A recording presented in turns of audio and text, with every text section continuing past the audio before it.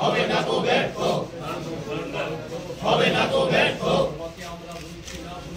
ভুলছি না ভুলবো না, শোধ করুন শোধ করুন, আপন মরণের আত্মঋণ শোধ করুন শোধ করুন শোধ করুন, অমর শহীদ তোমাকে আমরা ভুলছি না ভুলবো না, ভুলছি না ভুলবো না, অমর শহীদ তোমাকে আমরা ভুলছি না ভুলবো না, ভুলছি না ভুলবো না, শহীদ স্মরণে আপন মরণের আত্মঋণ। আমি তো দুইটা টিক দিতে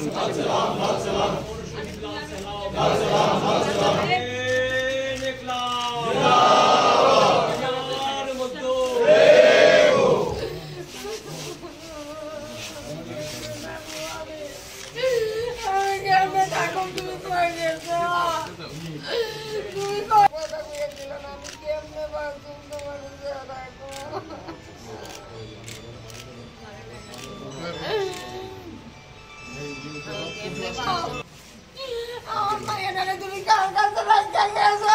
তুমি আমার লগে কথা বলবো, আমার তোমার লগে নৌকা আমি আর বাঁচতে চাই না, আমার কে চাইবো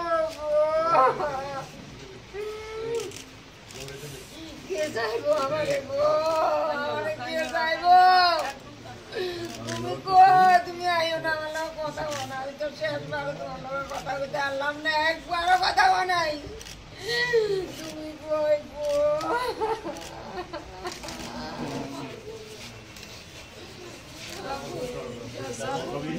শুনো না, নবরত্ন তেল দিয়ে তুমি মালিশ করো।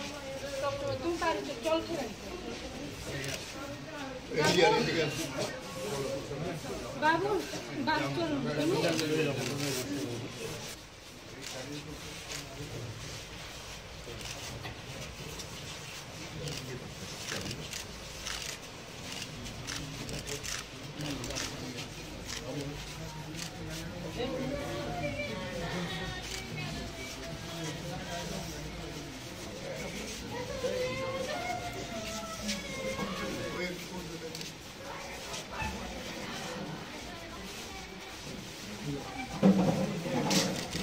ওদিকে ঘুরে যাচ্ছে, ওদিকে ঘুরে যাচ্ছে।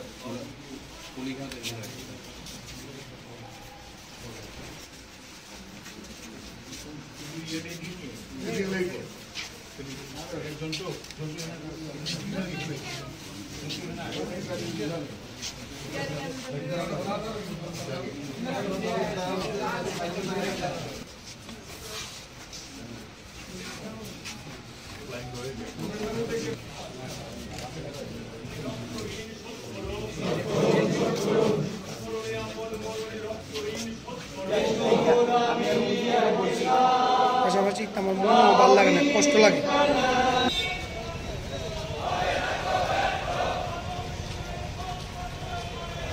আরে এইটা গাড়ির সামনে থাকবো।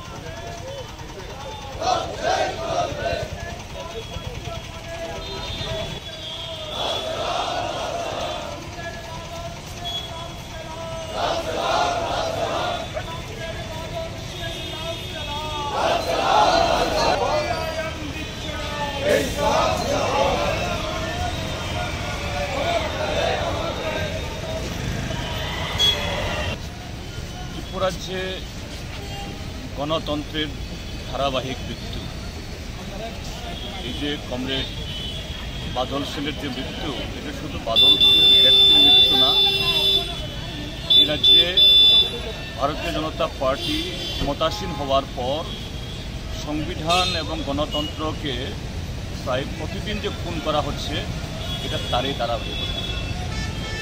রাজ্যের মানুষ আজকে প্রত্যক্ষ করছেন যে দল মাত্র 1.5 মাস আগের ভোটে নাকি 80% ভোট পেয়ে জিতেছেন, আর সেই দল পঞ্চায়েত নির্বাচনে জনগণের সামনে দাঁড়াতে ভয় পাচ্ছে।